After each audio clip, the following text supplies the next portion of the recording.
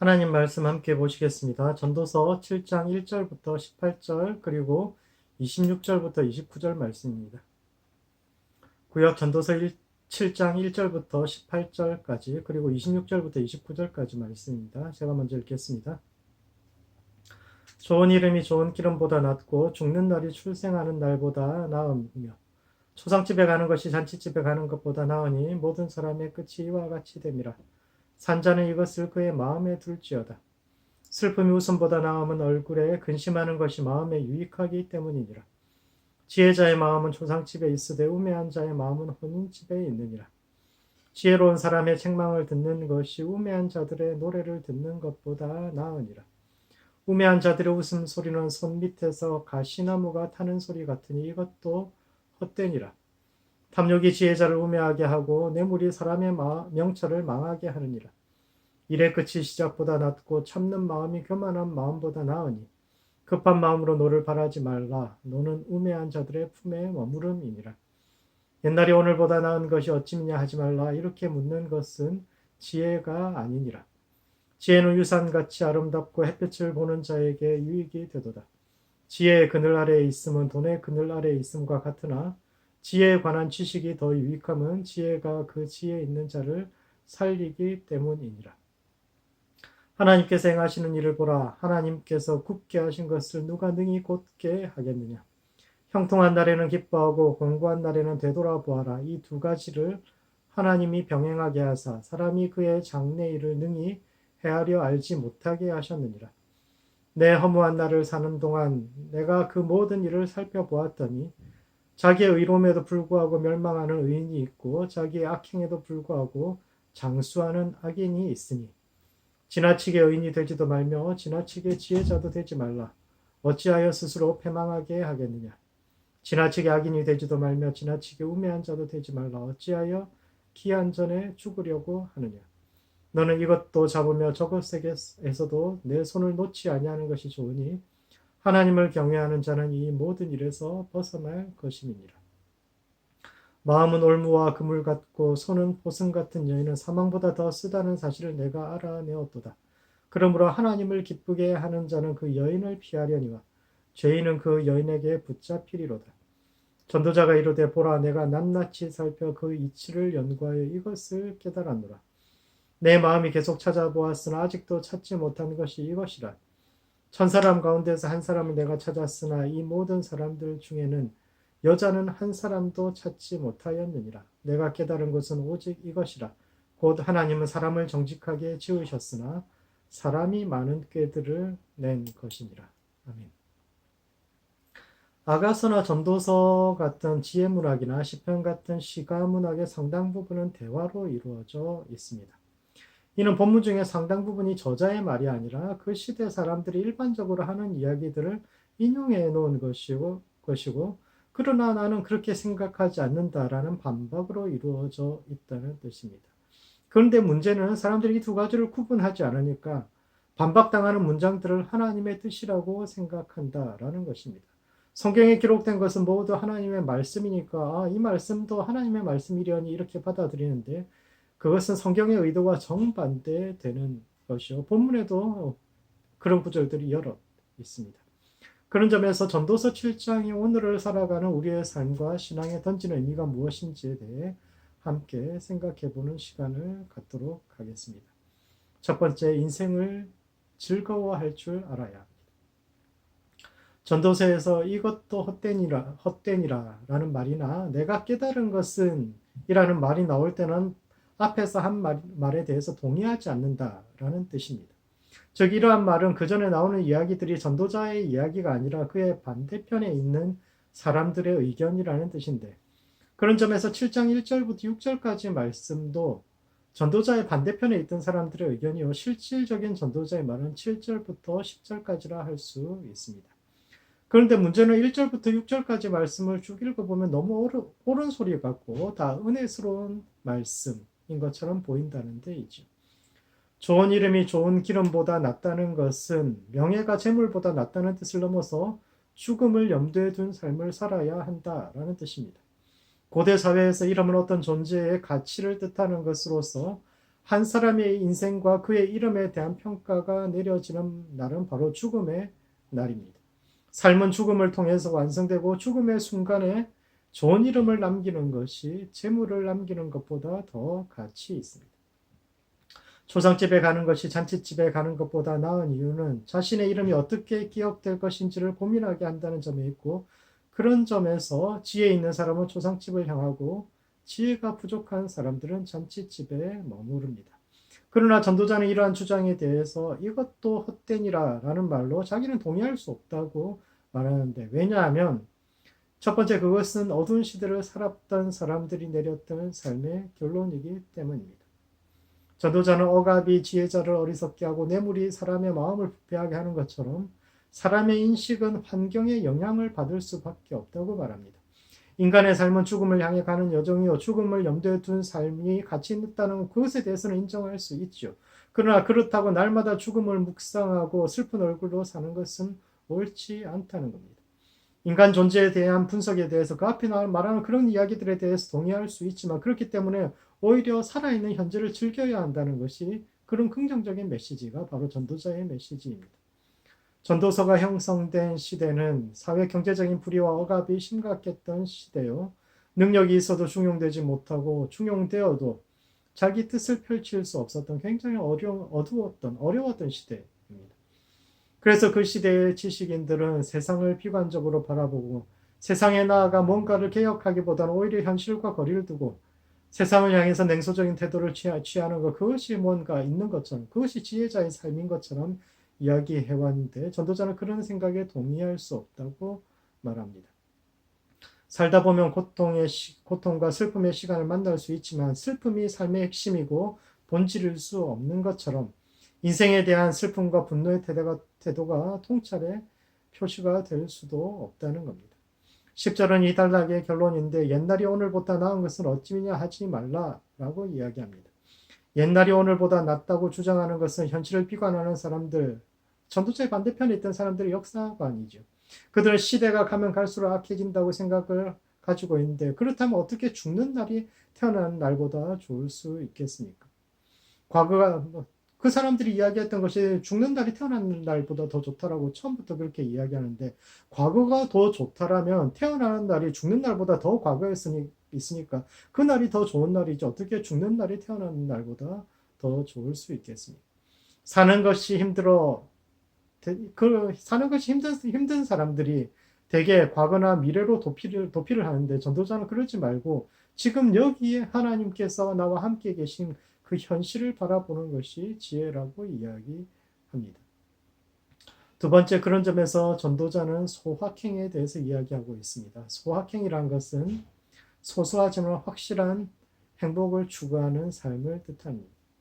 나중에 성공하면, 뭐가 잘 되면, 애들 다 크고 나면, 집 사고 나면, 뭐 하고 나면과 같이 뭔가를 이룬 이유로 행복을 미루어 두지 말고, 지금 이곳에서 커피 한 잔의 여유나 내가 즐길 수 있는 취미 생활을 하면서 일상의 소소한 행복을 현실에서부터 그 행복을 찾아보자는 겁니다.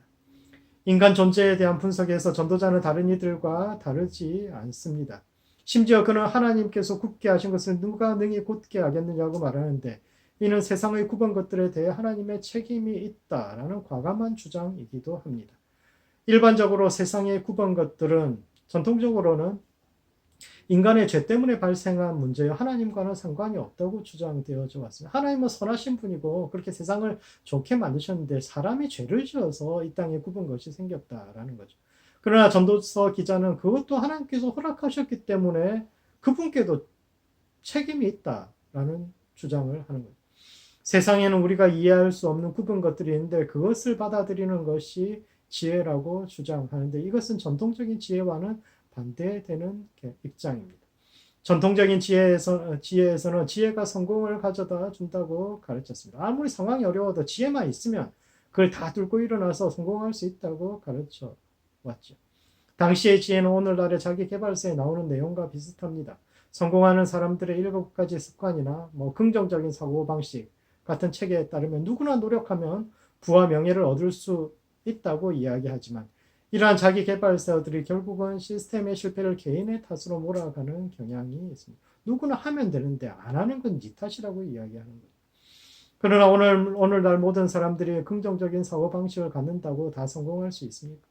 단지 열심히 한다고 해서 다 됩니까? 그렇지 않죠.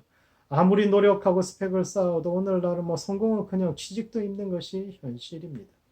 그래서 최근 몇 년 동안은 뭐 서점에 늘 가보시면 몇 년 전에는 자기 개발서에 관한 책들이 많았는데 최근 몇 년 동안은 스스로를 너무 몰아붙이는 자기 개발서 대신에 잠시 삶을 멈추고 스스로를 돌아보는 힐링이나 소소한 행복을 추구하는 소확행에 관한 책들이 많이 나왔습니다. 전도자도 이와 비슷한 주장을 하는데 형통한 날에는 기뻐하고 공고한 날에는 돌아보라는 겁니다. 형통한 날과 불행한 날도 다 같이 하나님께서 만드셔서 하나님께서 우리에게 주신 날입니다. 사람은 하나님께서 주신 그 현재를 감당하기 어렵기 때문에 그럴 때마다 과거나 미래로 쉽게 도피하곤 합니다. 아, 미래는 뭐 좋은 일이 있을 거야. 아, 옛날이 좋았는데. 그렇게 도피하곤 하는데 전도자는 그러한 상황에서 인생의 여기와 지금을 파고들도록 권고합니다.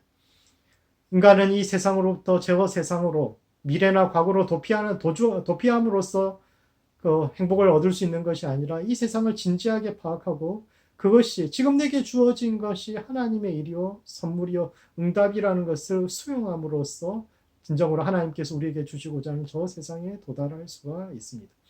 그런 점에서 현재를 즐기는 것이야말로 인간이 하나님의 창조를 수용하는 아주 좋은 방식입니다. 인간은 사람이 그것을 즐거워할 때 하나님에 대한 응답이 이루어집니다. 즐김을 거부하는 것은 하나님이 주시는 선물을 거부하는 것이요. 하나님 앞에서 자신에게 주어진 오늘을 마음껏 즐기는 것이야말로 신앙적 삶입니다. 예수님은 살아계실 때 먹기를 탐하는 자요 포도주를 즐기는 자로 폄하되었는데 그만큼 예수님은 뭐 기쁠 일이 뭐가 있었겠습니까? 날마다 만나는 사람들 어렵고 힘들고 병자들 귀신 들린 자들 고통 속에 있는 사람들이었는데 그들 옆에서도 너무너무 기뻐하고 즐겼는데 십자가의 예수님만이 아니라 삶을 즐기셨던 그 예수님도 함께 바라보아야 균형이 잡힙니다. 그러므로 주어진 인생을 즐거워하는 성도들 되시기 바랍니다. 인간의 지혜로도 바꿀 수 없는 현실이 얼마든지 있고 하나님은 인간에게 공고한 날들을 면제하지 않습니다. 그것은 하나님의 신실한 사람들이라 할지라도 예외가 없습니다. 그러나 그때가 하나님을 바라보아야 할 때입니다. 이사야는 하나님께서 가까이 계실 때 그분을 찾으라라고 이야기하는데 이사야가 말하는 하나님께서 가까이 계시는 그때라는 것은 나라가 기울고 온 백성이 산산이 흩어져버린 그때, 즉 우리가 가장 고통 속에 있었던 그때가 돌아보니까 그때가 바로 하나님께서 우리 가장 가까이 계셨던 때라는 것이요. 또 우리가 그때가 바로 우리가 하나님을 찾아야 할 때임을 이야기합니다. 따라서 이 어려움을 이기고 극복할 수 있는 유일한 방법은 지금 하나님을 찾고 부르는 것입니다. 하나님께서 행하시는 일을 바라볼 수만 있다면 삶이 아무리 공고한 날에도 절대 무너지지 않을 것입니다. 주님께서는 우리가 이해하지 못하는 그때도 비밀스러운 방식으로 일하고 있기 때문인데 삶의 고통스러운 순간에 하나님을 부르짖는 그분께서 가까이 계심을 믿고 그분 앞에 나아가는 성도들 되시기 바랍니다. 두 번째, 중용의 길을 걸어야 합니다. 7장 후반부에서 전도자는 지혜자가 추구해야 할 두 가지 삶의 방향을 제시하는데 한 가지는 중용의 태도이고 다른 한 가지는 옳지 않은 전통과 맞서 싸우는 것입니다. 먼저 전도자는 중용의 삶을 살 것을 권고합니다. 전도자는 지나치게 의인이 되지도 말고 지나치게 지혜자도 되지 말라고 합니다. 의와 지혜라는 것은 우리가 마땅히 추구해야 할 덕목들인데 왜 그것을 추구하지 말라고 이야기할까요? 왜 지나치게 추구하지 말라? 왜 그럴까요? 왜냐하면 인간은 의와 지혜를 아는데 한계가 있기 때문입니다. 전도자는 스스로를 지혜 없는 지혜자라고 칭합니다. 그는 열심히 지혜를 찾았지만 내가 아무리 해도 지혜를 못 찾았다라고 고백합니다. 조상들로부터 내려오는 지혜를 모두 배웠고 그것을 바탕으로 깊이 생각해 보았지만 결론은 잘 모르겠더라는 겁니다. 전통적인 지혜에서는 지혜란 연애랑 비슷해서 여인을 찾듯 사모하는 여인을 찾듯이 열심히 찾으면 반드시 만나게 된다고 했는데 자기는 열심히 했는데도 잘 못 찾았다라고 고백하는데 따라서 그에게 있어서 지혜라는 것은 이해할 수 없고 도달할 수 없는 어떤 것인데 이것은 사실 소크라테스의 주장과 비슷합니다. 서양 철학사에서 지혜의 출발점으로 삼는 인물이 소크라테스인데 그가 지혜자로서 출발하게 된 계기가 있습니다.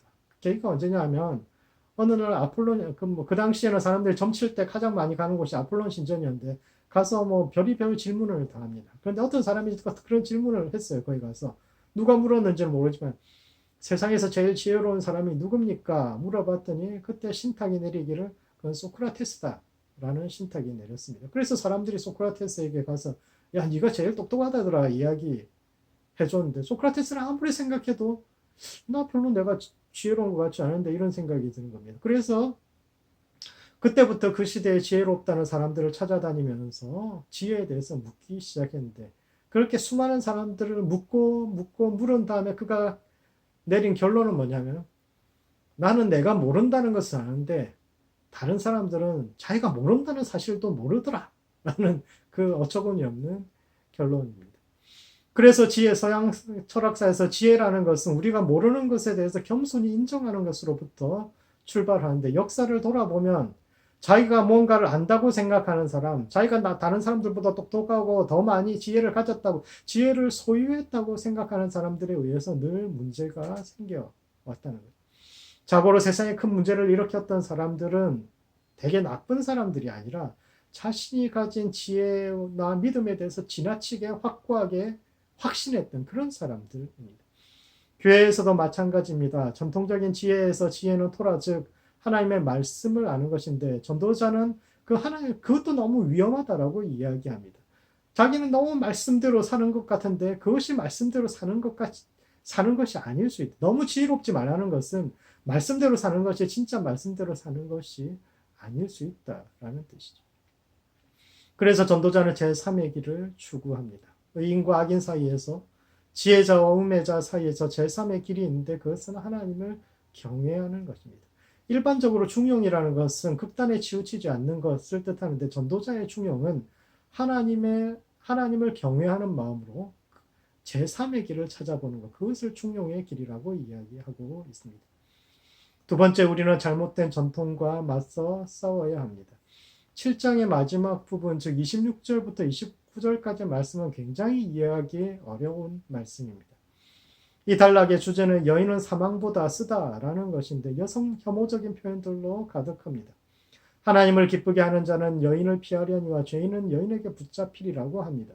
심지어 전도자는 1000명 중에 한 사람의 하나님의 계획대로 사는 남자를 발견했지만 여자는 단 한 명도 그런 사람을 내가 찾아보지를 못했다라고 이야기하는데 전도자는 왜 이렇게 여성에 대해서 부정적으로 묘사하고 있을까요?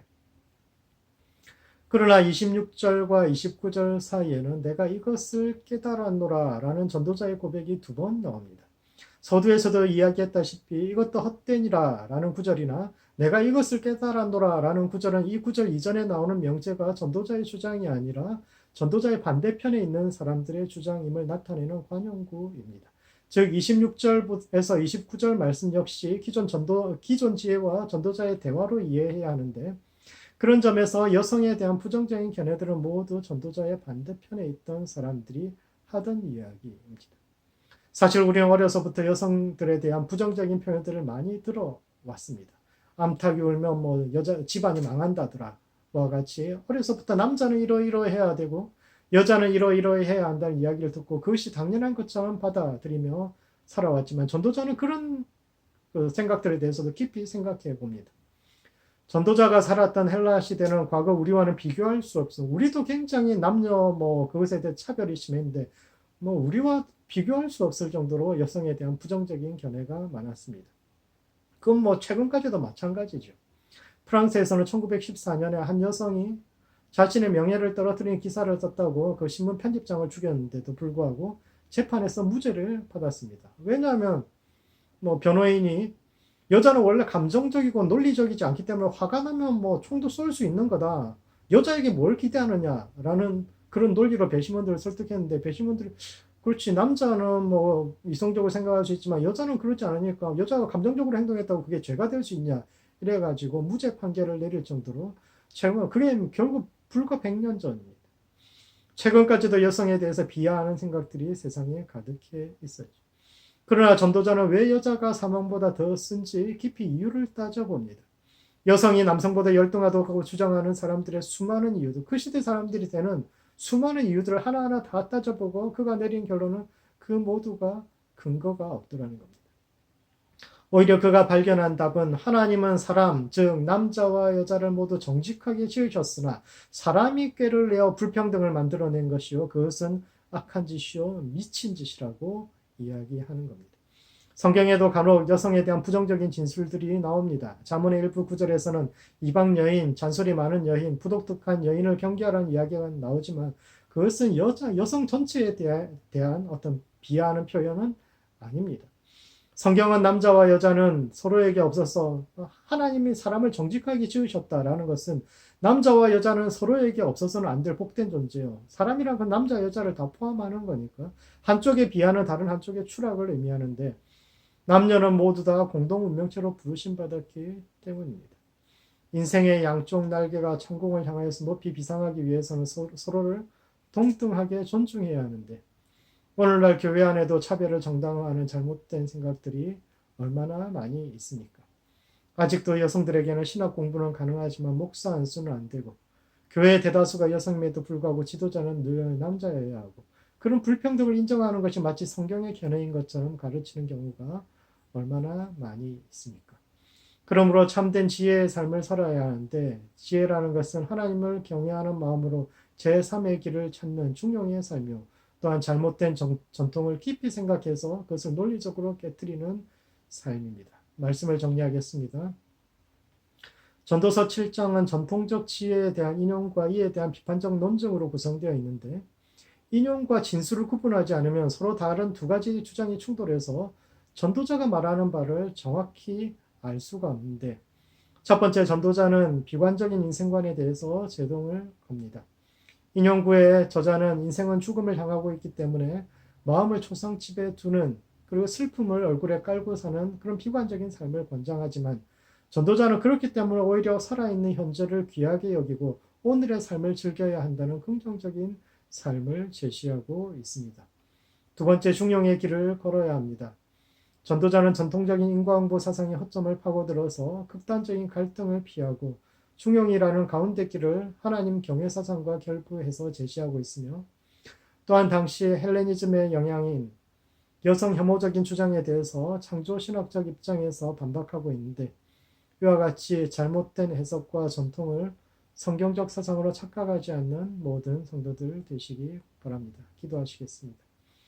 기도하실 때는 오늘을 즐기는 성도들 될 수 있도록 스스로를 위해서 기도합시다. 인생이 힘들고 어려울 때 과거나 미래로 도피하지 말고 하나님이 주신 오늘을 즐김으로 응답하는 성도들 될 수 있도록 스스로를 위해서 기도하시고 중용의 길을 걷는 교회와 성도들 되도록 서로를 위해서 기도하시겠습니다. 세상적 지혜를 성경적 지혜로 착각하지 않고 하나님을 경외하는 마음으로 중용의 길을 찾아가는 성도와 교회들 되도록 서로를 위해서 기도하시겠습니다. 기도하시겠습니다.